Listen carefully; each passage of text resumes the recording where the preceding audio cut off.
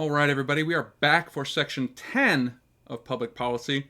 And this one's going to be a little more difficult because this one is a very, very important but very difficult subject, and that is sex crimes.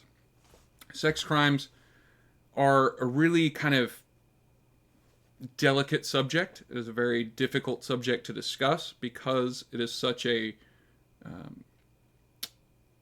is a very horrific thing, right? There are some groups that say that sex crimes are kind of rank up there worse than murder, right? And sex crimes are there are lots of different kinds of sex crimes, and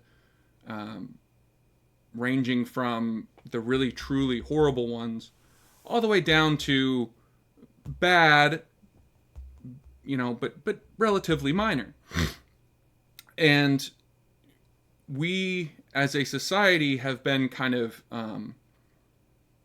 inundated with this idea of sex offenders all being in that really, really, really bad group, right?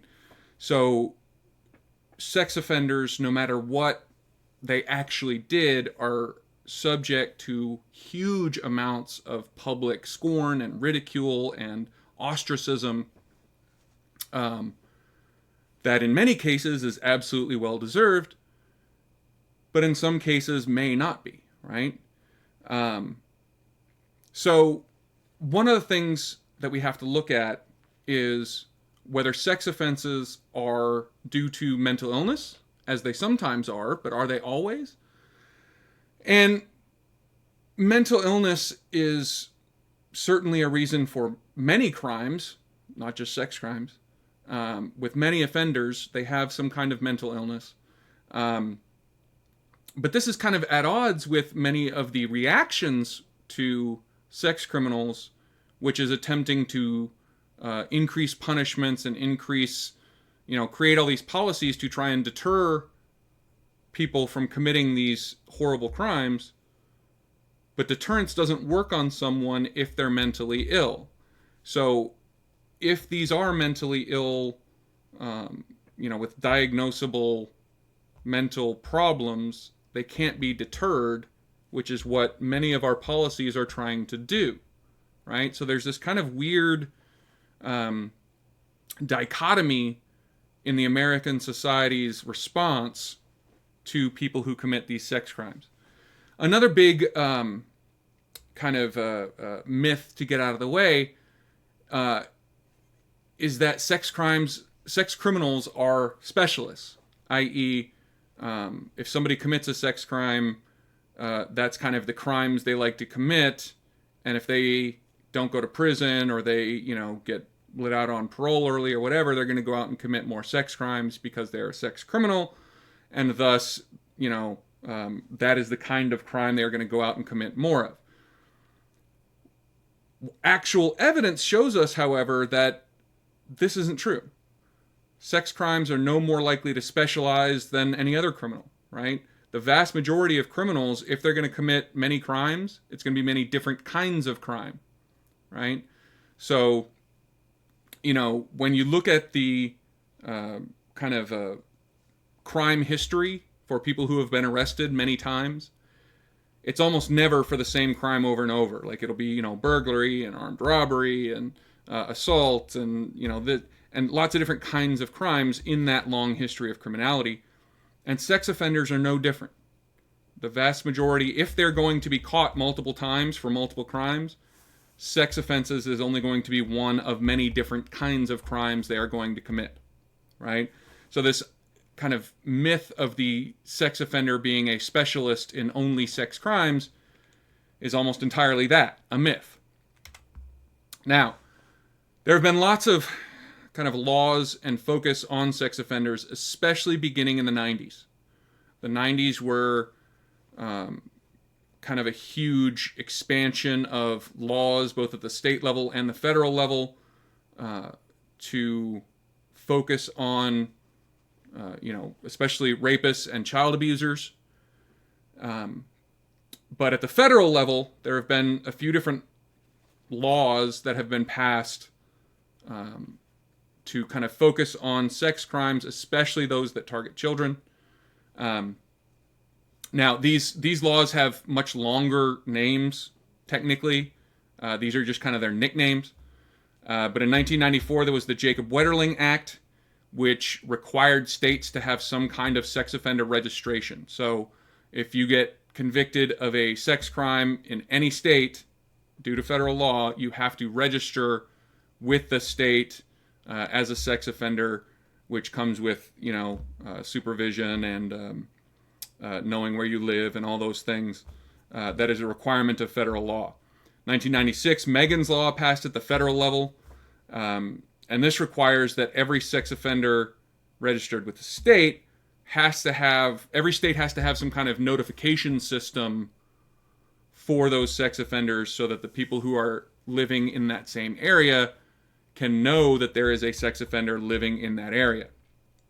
Then in 2006, the Adam Walsh Act kind of strengthened these two previous things, the sex offender registration and the public notification stuff. And it also created tiers of sex offenders. So, there's the high tiers for the really bad guys, the repeat offenders, the people who committed the really, abusive children or really violent sex crimes. And then the lower tiers are the kind of, lesser, still important, still a big deal, but not as impactful, not as damaging as those upper tier ones. And it kind of required all states to have at least the option for judges in sex offender cases to sentence sex offenders to civil commitment. So civil commitment is essentially, it's very much like prison sentences, but instead of getting sent to a prison, you get sent to a mental health facility. And the Supreme Court in 1997 kind of affirmed that this civil commitment penalty for sex offenses was perfectly constitutional and kind of legally permissible. So after 1997, when the Adam Walsh Act was passed, now, according to federal law, states are kind of required to at least have that as an option in cases involving sex offenders, right? Now, recidivism. Recidivism is another kind of difficult topic with sex offenses because there are so many different ways to count recidivism. There are tons of different ways to define it. For instance, are you talking about rearrest? Are you talking about reconviction? Are you talking about reincarceration? Are you talking, do you measure recidivism in, after 3 years or 5 years or 10 years or ever? And then the biggest one, the most important factor on definitions of recidivism for sex offenses is whether you're talking about general recidivism or whether you're talking about specific recidivism. So general recidivism means, are you rearrested or reconvicted or reincarcerated for any crime? Whereas specific recidivism is about whether you're rearrested or reconvicted or reincarcerated for that specific crime that you committed the first time, right? So as we were talking about a couple slides ago, where sex offenders generally are not only committing sex crimes, this can be seen in that the fact that their general recidivism rate is relatively high, but similar to other crimes, many other crimes, in that, they're getting rearrested or reconvicted of a crime within 3 years or 5 years post-release at high but relatively normal rates, similar to other criminals. But if you only look at them getting rearrested or reconvicted or reincarcerated for sex crimes, their recidivism rate is very low. Some estimates put it as low as, 3 to 5%. So kind of the common myth of sex offenders kind of being lifelong sex offenders, and if they committed it once, they're going to commit it again, seems to be mostly a myth. Obviously, there are some sex offenders who are going to fit that stereotype, but the vast majority don't seem to. Now, one of the difficulties with this and one of the things that kind of takes away from what I just said, is that sex offenses are vastly underreported. Hugely underreported. We have ways of kind of measuring crime that have nothing to do with what gets reported to police. Obviously, the National Crime Victimization Survey and others.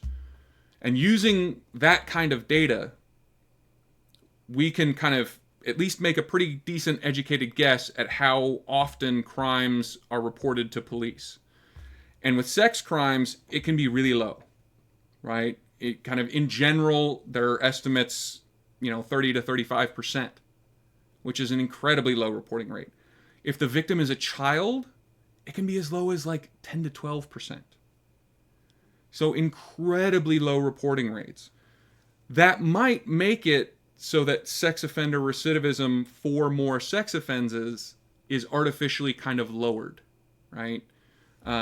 It makes it look like they're less likely to reoffend with new sex offenses, when in reality, it's not that they're reoffending less, it's just that they're not being reported, not getting caught as much as they would with other crimes. Now, why is the reporting rate so low? There are lots of, this is a whole giant can of worms. Reporting rates for sex crimes, we could do hours and hours worth of lecture and research and talking about different aspects of psychology and all kinds of things. But kind of in a very, very short explanation, the two biggest reasons here seem to be shame and the penalties faced by the offender. So shame is a huge motivator. When people are victims of sex crimes, they see that as kind of embarrassing. They don't want to go to police, who they usually, are strangers. These are people they don't know, and give these kind of intimate details and have people, view them naked and for gathering evidence purposes. And that is a very kind of emotionally difficult thing to do. It is not an easy thing to go to a stranger, even if it is a police officer or a medical professional or whoever, and tell them about this thing that happened to you, no matter how horrible that thing was. It's emotionally, psychologically, a very, very difficult process, and it takes a lot of effort and a lot of will and a lot of bravery to do that. The other big issue with reporting is the severe penalties from the offender, right? Kind of, again, contrary to popular belief, the vast majority of sex offenders aren't victimizing strangers. They're victimizing their acquaintances or friends or family. So if you are the victim of a sex crime, often, even if you kind of want to report or would be willing to report and, work through the shame and embarrassment of reporting, often you think, yeah, but that was my father or my uncle or my friend or my, coworker or something. And if they get arrested and convicted for that crime, they're going to face these hugely severe penalties. And as much as what happened to me was horrible, I don't want to do that to this person that I know and love and really care about, even though they did commit that horrible crime. So the very fact that we have such severe penalties can often, because so many offenders are known or even loved ones of victims, it can kind of reduce their willingness or desire to report those crimes, because no matter how bad the crime was for them, they don't want the offender to face such serious lifelong repercussions. Now, sex offenders get labeled, both legally and kind of in the kind of public eye, right? So, as we stated before, there are federal laws requiring registration as a sex offender. So that's, kind of the legal label. Plus, there's the kind of, the public around you or around a sex offender will kind of see that person much differently and apply this label of, oh, they're a sex offender. And that's kind of the informal label. But this sex offender label has some problems with it. Okay? Among those are the fact that not all people who commit sex offenses end up with that label for lots of reasons, but the biggest one is plea bargaining, right? So if you have 100 people who all commit the exact same sex offense, maybe 75 of them might plea bargain and agree to plead guilty to a lesser crime that doesn't get them that legally mandated sex offender label. So even though all 100 of these people committed the exact same offense, 75 of them, because they accepted this plea bargain, they had the opportunity, they took the opportunity, they pled guilty to a lesser charge that doesn't come with that label. Only those other 25 are going to get that official label. So even though every single one of those 100 people in this hypothetical scenario did the exact same thing, only a very small percentage are going to be labeled what either all of them should be or none of them should be, maybe. This is a really difficult thing. And then another problem is that sex offender label is not specific to any one crime. It is applied both legally and informally to a huge variety of crimes. Sometimes it's, the worst of the worst. Sometimes it's child sexual abuse of the absolute worst, most horrific kind. Other times it's a crime and a problem, but not nearly at that level, right? Sometimes it's a 25-year-old falling in love and dating a 16-year-old who is not legally able to consent, obviously, and should not be having sex with a 25-year-old. But giving the same label to both of those offenders makes it seem like both of those crimes are somehow equivalent when they're really not. They're both bad. They both need to be against the law. But putting them under that same label is problematic, if that makes sense. All right, we're going to go ahead and take a break. This is a rough one. If you need to take a little bit of a longer break, step away from your computer for a bit, I totally understand. I'll be back in a minute.